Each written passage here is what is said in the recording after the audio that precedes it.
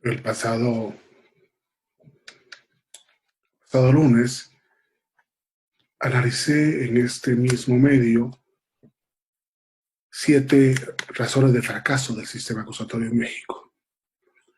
Es lógico que resumir en 7 ideas un tema tan importante que lleva muchos años, vamos a cumplir 12 años en el mes de junio, podría resultar mediocre.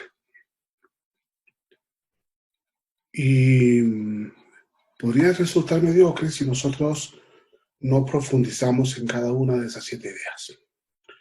Podría resultar mediocre si no reflexionamos sobre cada una de ellas y tratamos de encontrar las razones de las causas o las causas de las razones. Yo quería analizar hoy el tema de la policía. Un tema que vale la pena analizar desde el punto de vista de su eficacia, desde el punto de vista de el concepto que podamos tener sobre la policía y en concreto el concepto distinto que tenemos que tener de la policía ministerial en relación con la policía de seguridad, con la policía que tiene el objetivo de proteger al Estado, de proteger al país. Son dos cosas distintas. Si nosotros confundimos o seguimos confundiendo a la policía preventiva con la policía ministerial, posiblemente no lleguemos a una respuesta acertada a la hora en que tengamos que comprender el sistema acusatorio mexicano y la investigación en el sistema acusatorio mexicano. Cuando empezamos a trabajar el tema de la policía, nosotros podemos hacernos una pregunta igual que la que hacíamos cuando estudiábamos el tema del proceso. ¿Qué errores encontramos en la acción de la policía? ¿Qué errores encontramos? Y podríamos empezar por 3 errores que hemos enseñado. Es posible que nosotros le digamos a la policía que ellos están obligados por mandato constitucional a obedecer el principio de inocencia. Toda persona es inocente hasta que no se demuestre lo contrario en sentencia ejecutoriada, citándoles el artículo 20, apartado B, fracción primera. Señores, si la policía parte del principio de inocencia, no investiga nunca, porque todo el mundo es inocente. Por el contrario, cuando se comete un delito, cuando hay un delito, cuando la policía entra en la investigación de un delito, esa policía tiene que partir de que cualquiera puede ser culpable. Y de hecho, la razón por la cual la policía detiene es porque hay una presunción de culpabilidad inicial en la investigación. Llama mucho la atención ver cómo en las academias se enseña el principio de inocencia. ¿Qué dice el artículo 20 constitucional? De los derechos de toda persona imputada. ¿En qué momento se imputa al imputado? Se imputa en una audiencia inicial cuando se ha realizado una investigación preliminar policial y en que en esa investigación preliminar policial se ha llegado a la conclusión de que él es el autor y no otro. Y por tanto, entonces, el Ministerio Público lo remite al juez ¿para qué? Para imputarle. Y al imputarle partimos de que, pudiendo ser, se presume inocente hasta que haya una sentencia firme. Pero la policía no está obligada a ese principio porque la policía no imputa. La policía investiga para llegar a un sospechoso. Una segunda error es hablar de principio de igualdad. No hay en el sistema de investigación, no hay igualdad entre la víctima que acusa, la víctima que señala, la víctima que pide la detención, la víctima y el imputado que está siendo detenido. Me llama mucho la atención escuchar hasta a los jueces hablar de principio de igualdad procesal, cuando resulta que en el proceso hay una clarísima desigualdad procesal. El Estado está acusando a un ciudadano y ese ciudadano con un defensor tiene que defenderse. Y una tercera respuesta es que la policía debe proceder en todo respetando los derechos humanos. Y aquí hay un error conceptual que podría ser sutil y sin embargo conviene que esa sutileza, profundicemos en esa sutileza. ¿La policía debe proceder en todo respetando los derechos humanos? No. Todo lo que hace la policía es en protección de los derechos humanos. Esto es muy importante. Todo lo que hace la policía, la única razón por la cual existe una policía en un Estado democrático es en protección de los derechos humanos. Y nosotros le decimos es que tienes que actuar respetando los derechos humanos. No, tienes que actuar porque tu actuación es en favor de los derechos humanos. Y esto lo podríamos clasificar en los siguientes puntos. Primero, proteger los derechos humanos cuando sale uniformado. Un oficial de policía que sale uniformado, lo primero que hace es exhibirse ante la sociedad diciendo yo soy policía y estoy aquí para ayudarte. La policía protege derechos humanos cuando detiene. Es interesantísimo. Cuando vemos un delito, cuando vemos que alguna persona grita por un delito, cuando somos sujetos pasivos de un delito, llamamos a la policía para que detenga. ¿Por qué? Porque sabemos que esa policía está para proteger nuestros derechos humanos y por tanto la policía detiene en protección de los derechos humanos de los ciudadanos. Protege los derechos humanos cuando hace uso de la fuerza. Y entonces se entiende perfectamente que en razón de la seguridad de la víctima, en razón de la seguridad de la policía, en razón de la seguridad de los ofendidos, en razón de la seguridad de las víctimas, entendemos perfectamente que si es necesaria la fuerza, se hace uso de la fuerza también para detener. Se protege derechos humanos cuando se esposa al detenido. Y por tanto, entonces, el policía, una vez que tiene a una persona detenida señalada como autor presunto de un delito, a él no le corresponde juzgar, sin embargo, a él le corresponde detener porque ha sido señalado, entonces lo esposa y lo esposa también por la seguridad del policía, por la seguridad de los testigos, por la seguridad de la escena del crimen, por la seguridad de la víctima y de los ofendidos y por la seguridad de la misma policía que está deteniendo. La policía protege los derechos humanos cuando remite al imputado al Ministerio Público. Es decir, ha terminado una investigación, pensemos nosotros en la escena del crimen, el imputado ha estado ahí en la escena del crimen como parte de su derecho de presencia y su derecho de defensa material, y entonces una vez que se cierra la investigación se le detiene y se le remite y se le pone a la orden del Ministerio Público.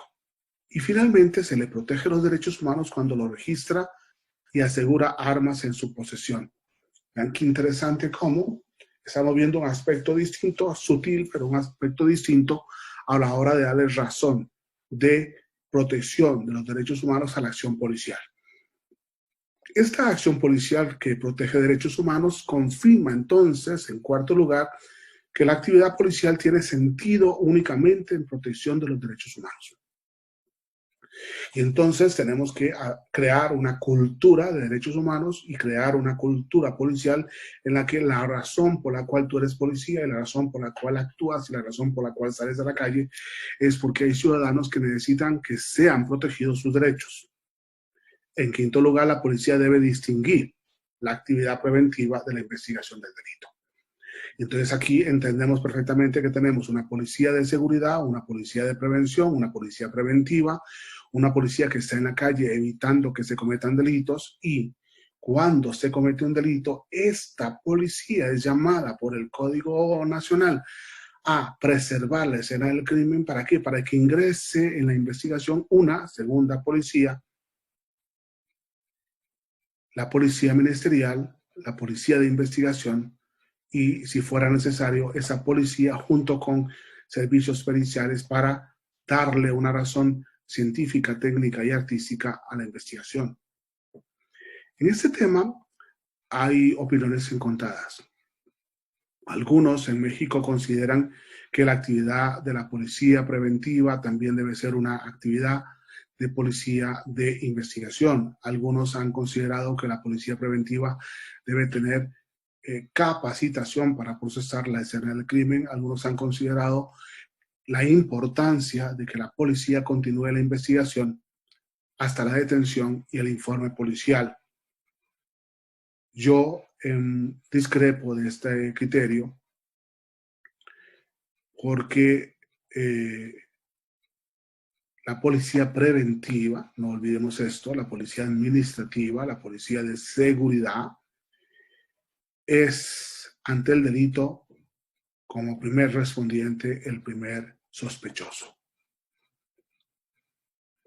Una policía, una buena policía de investigación, parte al llegar a la escena del crimen, parte a la hora de escuchar el informe de la policía preventiva, que puede ser el primer sospechoso. Es decir, el delito empieza cuando la policía preventiva ha fallado e ingresa a la policía de investigación. No deja de ser un tema importante y me parece que es un tema de foro en México. Algunos expertos en policía han considerado que, al modo de los Estados Unidos, que tiene una cultura distinta a la nuestra, la policía preventiva debería de ser experta en no solamente preservar la escena, sino procesar la escena y además recoger los indicios. Yo le tengo mucho miedo a esta realidad, aunque no ignoro la realidad norteamericana, pero le tengo mucho miedo a esta actividad, en concreto por nuestras raíces. En Latinoamérica hemos tenido una mala experiencia de la policía preventiva que se convierte en policía represiva o en policía de investigación.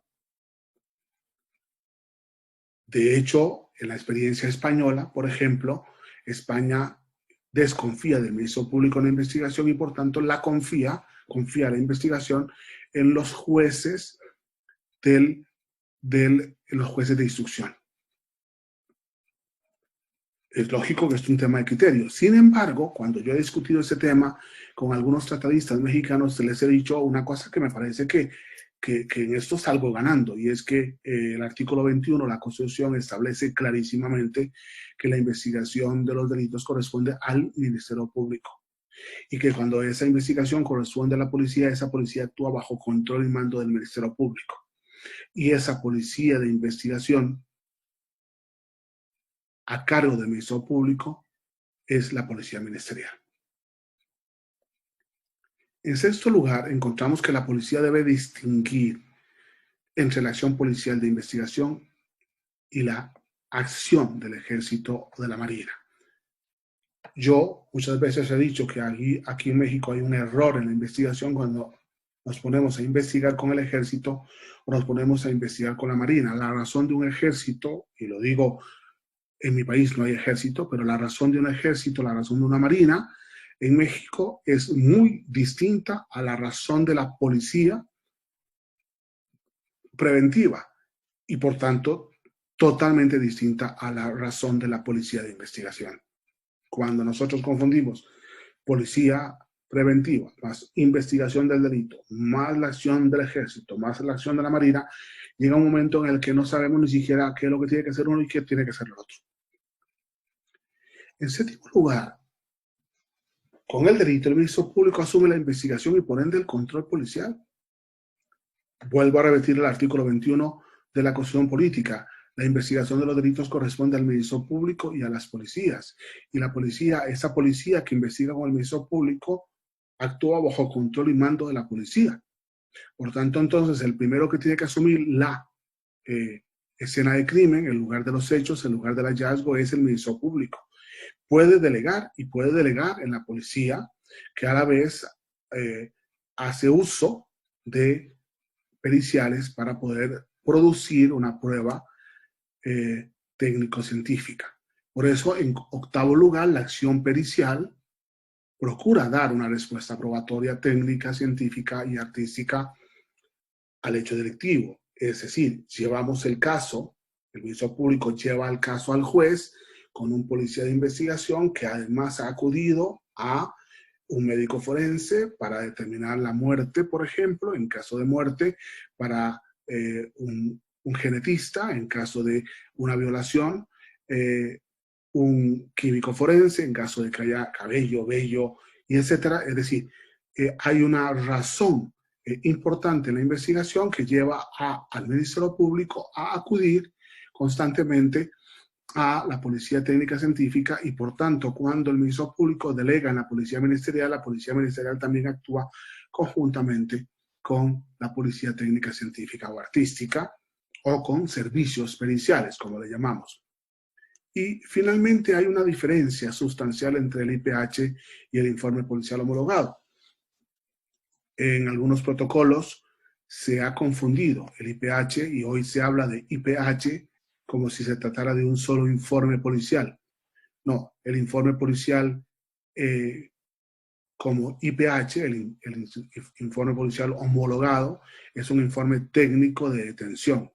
En cambio, el informe policial conclusivo es un informe policial de hechos en los cuales sustenta la policía la razón de una detención o la razón de la investigación de una escena de crimen, y por tanto entonces los indicios que fueron encontrados, los indicios que fueron embalados, los indicios que fueron transportados y la respuesta indiciaria que lleva a la detención o a señalar a una persona como autor de un delito.